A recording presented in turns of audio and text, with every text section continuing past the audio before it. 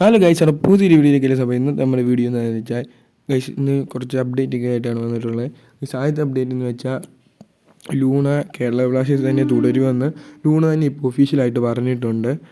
Luna ഒരു സീസണും കൂടെ ഇനിയും കേരള ബ്ലാസ്റ്റേഴ്സിൻ്റെ കൂടെ ഉണ്ടെന്നാണ് ലൂണ ഇപ്പം പറഞ്ഞിട്ടുള്ളത്. കഴിഞ്ഞ സീസൺ തീരുന്ന ലാസ്റ്റ് മാച്ചിൽ ലൂണ പറഞ്ഞേ ഞാൻ ചിലപ്പോഴേ ടീമിൽ തുടരത്തുള്ളൂ.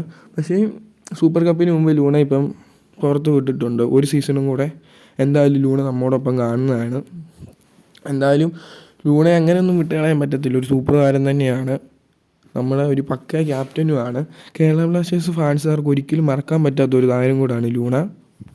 ഒരു ഫാൻസും മറക്കാത്തൊരു താരം കൂടെ ആയിരിക്കും ലൂണ. എന്നാലും ഒരു സൂപ്പർ താരം തന്നെയാണ് ലൂണ.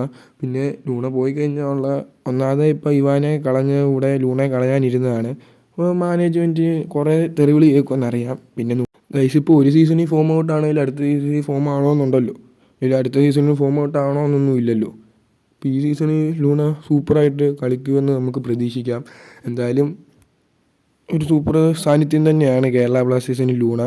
ഗൈസ്, പിന്നെ അടുത്ത അപ്ഡേറ്റ് എന്ന് വെച്ചാൽ മറ്റേ സൂപ്പർ കപ്പിൻ്റെ ഒരു അപ്ഡേറ്റാണ്.